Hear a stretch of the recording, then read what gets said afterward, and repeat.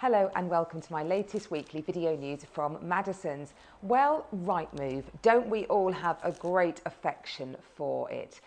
Many people will tell me that they think they should be an estate agent because of the hours that they spend trawling through Rightmove. There's no doubt that it is the most dominant property search portal on the market, and Zoopla, they've tried to contend with them. But actually Rightmove's dominance has only strengthened over recent times. When on the market was first launched about 10 years ago, they said that they had the one other portal rule, which meant that you had to drop all portals except one other. And of course, everybody dropped Zoopla in this area. Anyway, in London, Zoopla's quite a prominent portal. And they kept Rightmove. So Rightmove got even stronger, if anything, because all those buyers who had actually quite preferred Zoopla's search engine, which is a lot newer, less clunky than Rightmove's, they then had to go on to Rightmove. So actually Rightmove got even stronger. And it was fascinating to see that they estimate, let me check the figure, 16.3 billion minutes were spent on Rightmove by users last year.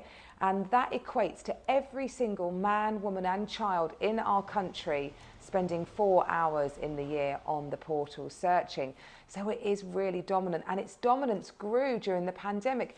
You might think that if agents start to struggle and agents were going out of business, then of course their subscription goes down. But actually, as we're now moving into a harder market, what we're finding is that agents spend more on their subscription to Rightmove. Everything you do on Rightmove as an agent costs you money.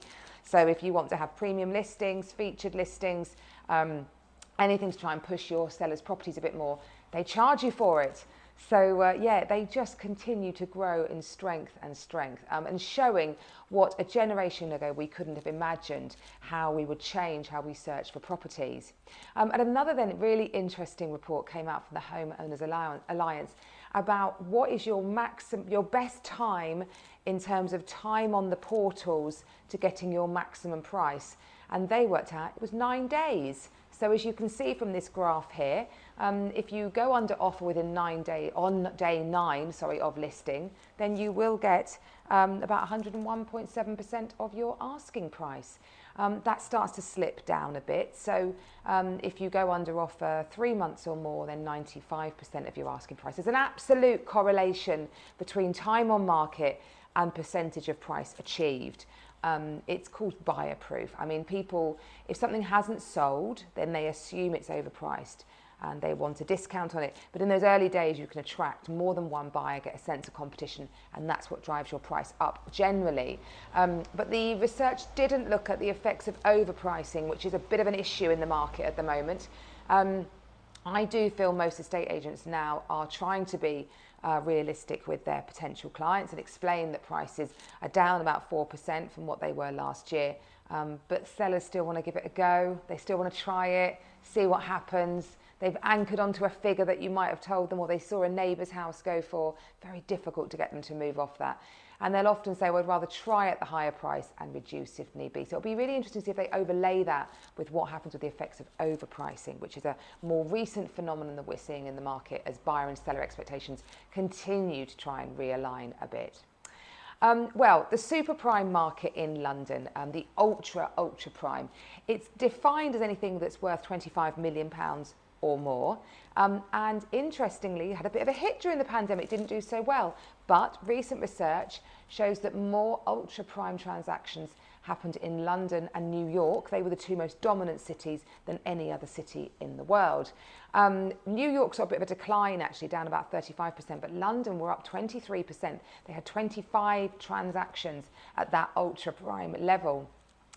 Which shows the drawback, as China's opened up a bit more, the drawback to the capital, and all the glorious things it offers are coming back, certainly. And a really interesting article that just caught my eye on this, not quite ultra prime, but a lady sold her property in Regent's Park for 10.3 million and refused to pay her estate agent their commission.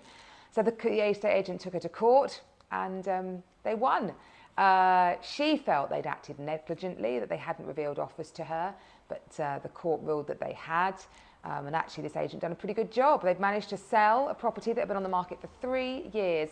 So the agent got £318,000 in commission and £210,000 to cover their court costs. So that was an expensive decision for that lady who sold that £10.3 million property in London.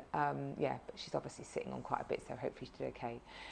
Well, we've got a gorgeous property that we have launched here in Tunbridge Wells. It's on Woodbury Park Road on a guide of 1.75 million. Woodbury Park Road is fabulous for the grammar schools. You're steps away from all the great grammar schools, so you would absolutely fall in catchment for Twiggs, Skinners, Tunbridge Wells Boys Grammar, and easy bus routes down to the Judd and Weald and Togs in Tunbridge.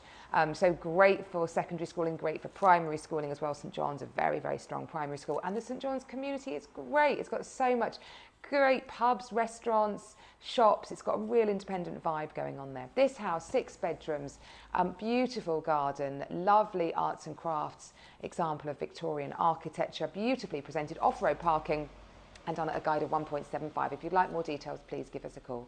Well, I hope you have a lovely week, and I look forward to seeing you next week. Bye-bye.